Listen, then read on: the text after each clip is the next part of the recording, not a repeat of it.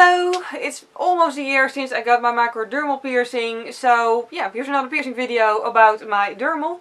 I thought I'd just do a 1 year update because I don't think I've actually done pretty much any update on it at all since getting it, simply because there really wasn't anything to say about it. Like, yeah, it just healed and it didn't give me any trouble, it didn't get infected, luckily. It didn't start showing any signs of growing out, also very luckily.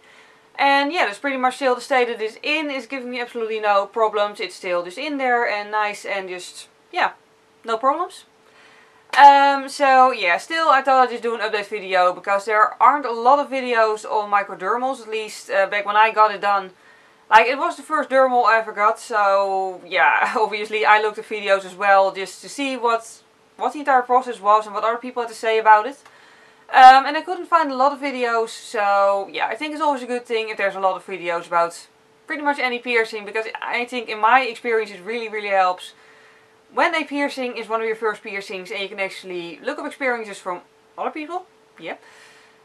So yeah, that's why I'm doing this video. And yeah, to start off with how it healed throughout the year. Well, pretty much, yeah, there's really nothing interesting to say about it. In my case, at least, the piercing got me no trouble. It had a bit of crusties in the beginning, but what I just did was rinsing it off, carefully flossing it, pretty much, and that's it. It pretty much just healed on its own, and one thing, I don't think every piercer actually recommends it, but my piercer recommended me to actually massage it in once per day, or not once per day necessarily, but a few times per week. I do it once per day, just in the morning, whatever, and it's just, you know, about a minute of just carefully rubbing it like this, just putting your finger on it and just pressing it carefully and just making little circles with it. It's not supposed to hurt, like, don't tear the piercing from your flesh.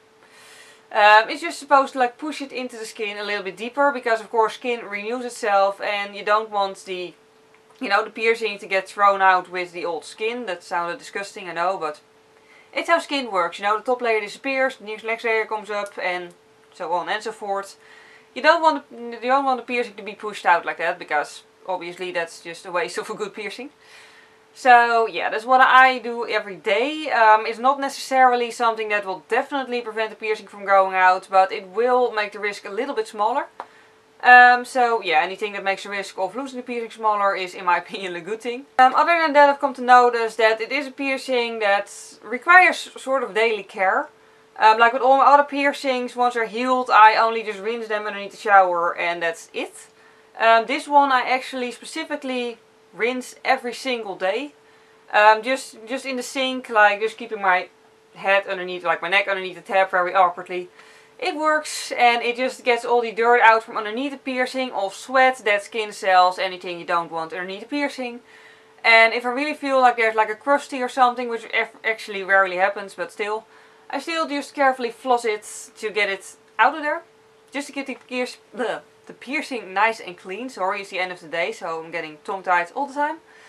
But yeah, I think my theory, like, I have no idea if this makes any sense, but my theory is any other piercing has of course an entrance and an exit, or the other way around, whatever. This piercing only has one hole, and you know, if dirt gets in, yeah, it's just sort of difficult for dirt to get back out again. So yeah, I just try to rinse it every day to prevent it from getting infected or just sore or whatever. And other than that, I thought it'd be useful to mention that, like, there was something I was personally really worried about when getting the piercing. I was terrified of accidentally scratching it out in my sleep at night. That was just really my biggest fear with this piercing. And I can tell you, so far I have not done that, obviously. Like, I haven't touched it, I never woke up with it bleeding, so that's a very good thing in my opinion.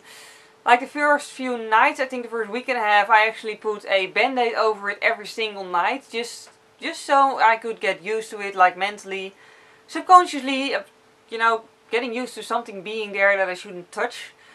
I don't know if that actually worked or if I just, you know, don't scratch it to begin with, but yeah. This is what I did, but after a week and a half I had gotten tired of putting the band-aid over it every night. So yeah, now I just leave it alone at night, I don't put anything over it and it just stays in place perfectly fine.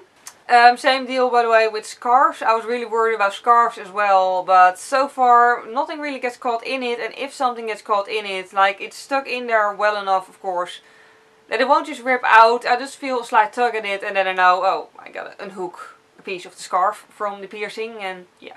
It's enough of a warning. It doesn't even really hurt. It just feels, well, it feels the same as if, you know, as if I slowly, carefully tug at an earring. Like, it's not much different. I really expected this piercing to be very, like, it is more vulnerable than the average piercing because it's just underneath the skin and not through in the entire piece of flesh. But I sort of expected it to be way worse. Like, I expected it to be painful at the slightest provocation, but it's not, so yeah, I'm glad about it. It just pretty much feels the same as any of my other piercings. And yeah, that's pretty much all I have to say about it right now.